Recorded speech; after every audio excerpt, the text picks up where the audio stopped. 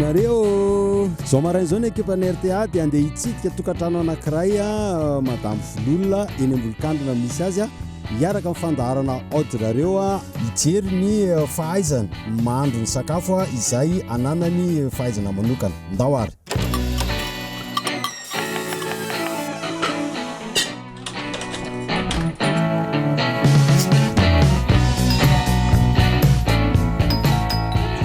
nareo Wavyo.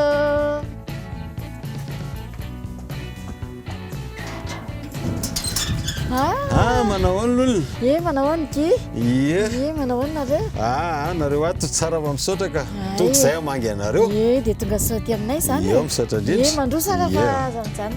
Misaotra. Nare mandrositsika dia. Tonga sasetiko zany.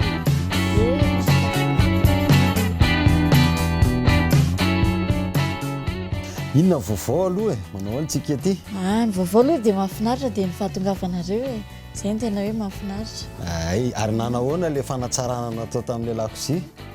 Dia ny zavatra hitako zao ny fahatongavanareo teto ary ilay izy koa zany vitanareo ndray andro dia efa vita dia na dia foy kely ara ny nanaovanareo anazy dia tonga dia nihiratra be ohatran'ny mazava be izany ilay izy. Tsara ilay loko, mpanao anazy koa mikarakara vetivety kely dia nafinaritra be. Eny ary ry lolona araky ny nampanantenana moa eo mbola anatsaratsika ilay lakozia sy ny fandrahoan-tsakafo dia ity ilay surprise amin'ilay planche découpé entina mikarakara sakafo. Ity ilay valopy izay fandraisana anjaran'ny RTA amin'ny anampiana amin'ny fividianana izay sakafo karakaraina noentin'ny RTA zany amin'ny fiarahantsika. Ny farany moa hikarakara sakafo tsika dia misy ny tablier izay hoentina ihany koa hoentintsika hikarakara sakafo rehefa avy eo. Indray dia mankasitraka aloha ny amin'izany zavatra izany satria tsara ny fiarahana amin'ny alalan'ireny sakafo ireny. Fa ny tablier zao dia tena faly be mihitsy satria amin'izay tsy maloto ny akanjoko rehefa mikarakara lakozia. Zay mihitsy. Dia misaotra manokana ny amin'ny fandraisana anjara amin'ny fikarakarana sakafo.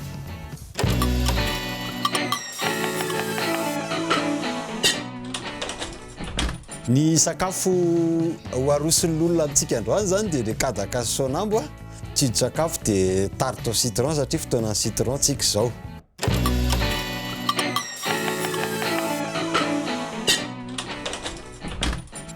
Ary le kadaka inona ny tena dikan'ilay hoe kadaka raha amin'ny teny mety misy dikateny amin'ny malagasy ofisialy ve sa tena natokana ho an'ny faritra Atsinanana mihitsy ilay hoe kadaka? Inona ny mety ho dikany izany?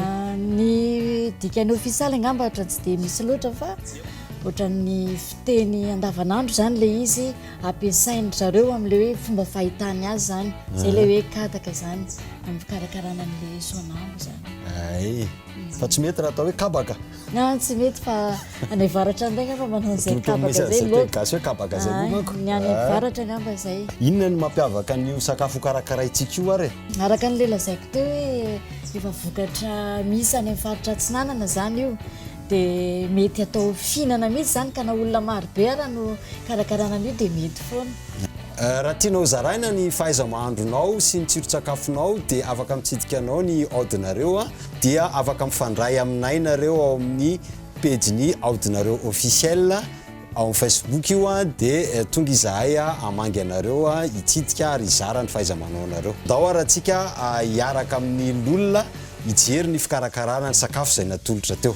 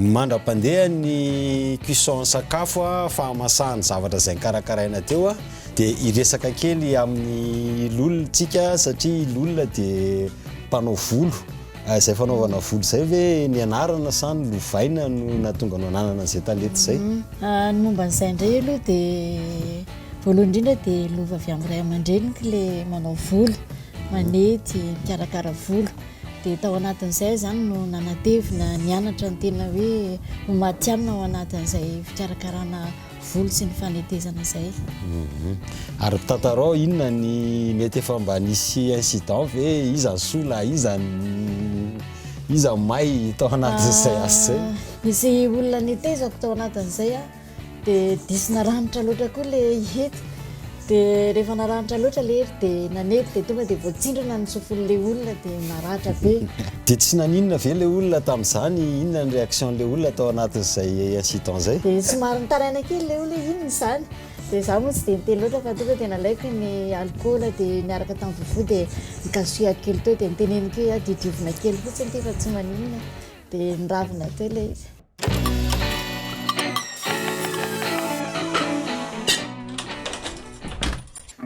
Zany hoe ny hoandramantsika voalohany dia ilay entrée teo a dia ilay kadaka nasonambo miaraka amin'ny sardine.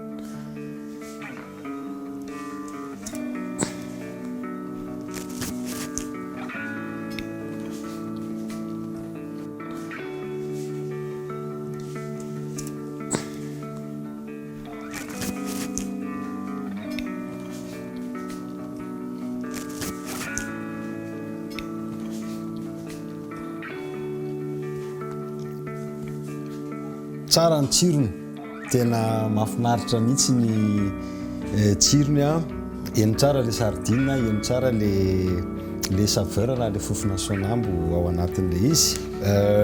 Somary mavesabesatra kely ilay izy rehefa hohanina, tsy hoe mavesatra fa malotalota kely ho an'ny olona tsy dia tia zavatra malotalota zany a, dia somary tsy tia azy fa saingy nety ihany misy an'ilay biscotte ahafahantsika misy an'ilay croustillant kely ao anatiny. Tiako kokoa manampy raha hoe raha zaho no mahandro an'ilay sonambo a, ohatran'ny hoe somary ataoko mafapana mihitsy ny rano vao ampidiriko ao anatiny mba hitako hoe mba se concentré eny kokoa ny tsirony amin'izay fotoana izay.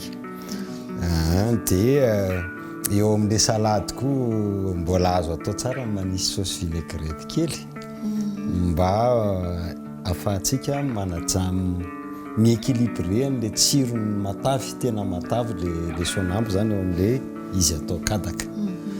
Tarte au citron, malemy tsara aloha zany paty zany vao tapahana.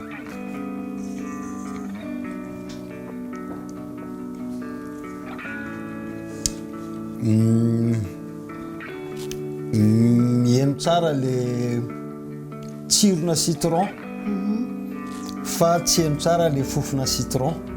Rehefa manao tarte au citron dia tsy ariana ilay hodiny maitsomaitso iny ilay ataontsika hoe zeste de citron izay tokony ho kikisana na arapena na esorina amin'ny zesteur, misy an'izay matériel kely zesteur izay a, dia tena alefa ao anatin'ilay appareil à citron zany iny hodiny iny a mba hainoana tsara an'ilay fofona citron, fa ny tsirony izay azontsika tamin'ilay roniny iny dia tena haino tsara ao anatin'ilay izy.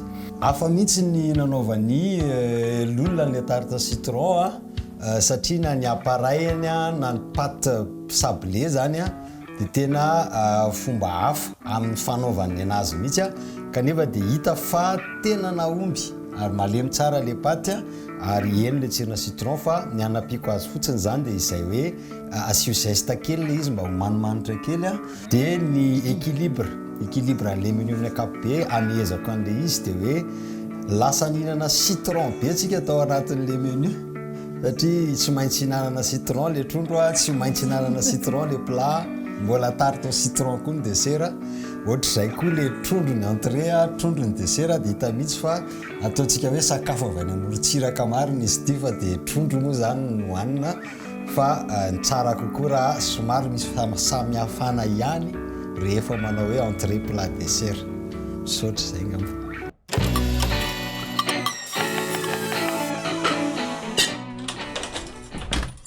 dia mbola fanampiny ihany amin'ny fanomezana avy aty amin'ny aodinareo. Hitanareo zany voantsika renim-pianakaviana fa dia mahafinaritra tokoa ny fiarahana ao anatin'izany aodinareo izany fa ny tena zava-dehibe hita ao anatin'izay dia lakozinay mbola tsy vita akory fa tena vita amin'zareo tsara tarehy mihitsy vita ara-pomba mihitsy na fikarakarana rehetra mifandraisana ny plafond voaloko tsara, ny fitoerana zavatra mikorotana kely vita ny ara-dalàna tsara ary isorana ny cheftsika eto izay nanao fanadiadiana kely ny tsy fahampiana tao anatin'izay dia hitanareo fa anisan'ny mampitombo ny traikefantsika renim-pianakaviana ka dia mirary antsika renim-pianakaviana atatosa izany fa dia mirary soa ho antsika rehetra tomboka. Renim-pianakaviana izy dia nanentana ny renim-pianakaviana rehetra fa ny fandaharantsika aodinareo dia tsy mifidy na renim-pianakaviana na ray-pianakaviana na tanora na ankizy kely te ampiseho an'izay fahaizana amin'ny resaka nahandro sy tsiro izay toy izay koa ny saranga rehetra dia afaka mandray anjara amin'ny fandaharantsika izay raha fa dia mametraka ny mandram-piona ho antsika rehetra fa izahay dia iroso anandrana amin'izay na hihinana iaraka amin'reto fianakaviana reto.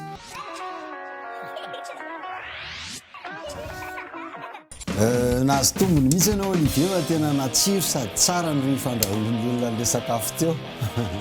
Zay mihitsy zay le secret itiavako azy satria zavatra rehetra dia zay no rehetra tena misy tsao ny série